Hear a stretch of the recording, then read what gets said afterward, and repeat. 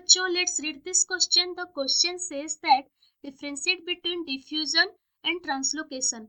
तो बच्चों यहाँ पे हमारा क्वेश्चन क्या बोल रहा है कि डिफ्यूजन एंड ट्रांसलोकेशन के बीच हमको डिफरेंशिएट करना है।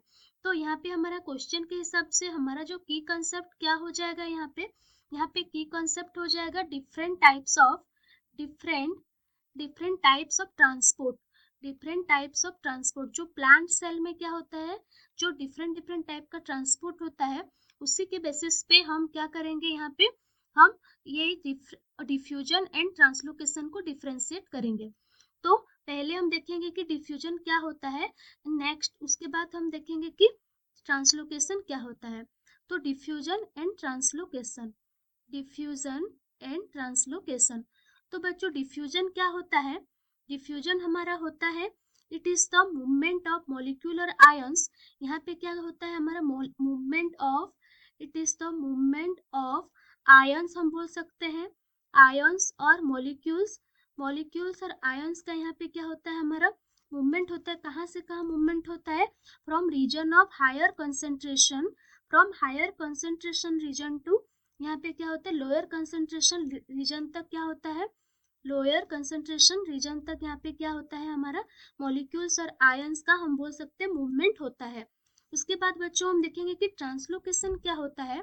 ट्रांसलोकेशन क्या है, ये होता है हमारा ट्रांसपोर्टेशन, यहाँ पे ट्रांसपोर्ट होता है, किसका ट्रांसपोर्ट होता है, ट्रांसपोर्टेशन ऑफ वाटर हम बोल सकते हैं, वाटर एंड हम बोल सकते हैं soluble nutrients, water and soluble nutrients का ट्रांसपोर्ट होता है।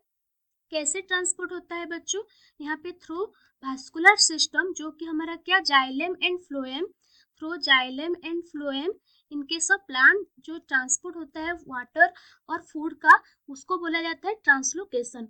उसके बाद देखेंगे इन दोनों के बीच में और क्या क्या डिफ्रेंसिएशन पॉइंट है। जो डिफ्यूजन होता है ये हमारा क्या होता है एक शॉर्ट डिस्टेंस ट्रांसपोर्ट, ये एक हमारा क्या हो जाएगा short distance, it is a short distance transport, मतलब ये बहुत नजदीक में ट्रांसपोर्ट में हेल्प करता है। लेकिन जो ट्रांसलोकेशन होता है ये एक टाइप का हमारा क्या हो जाएगा, it is an example of long distance transport, ये हमारा एक लॉन्ग डिस्टेंस ट्रांसपोर्ट का एग्जांपल हो सकता है। उसके बाद हम देखेंगे कि डिफ्यूजन एंड ट्रांसलोकेशन में और क्या क्या डिफ्रेंशिएट हो सकता है। तो हम देखेंगे यहाँ पे डिफ्यूजन एंड हम क्या है हमारा नेक्स्ट है हमारा क्या ट्रांसलोकेशन।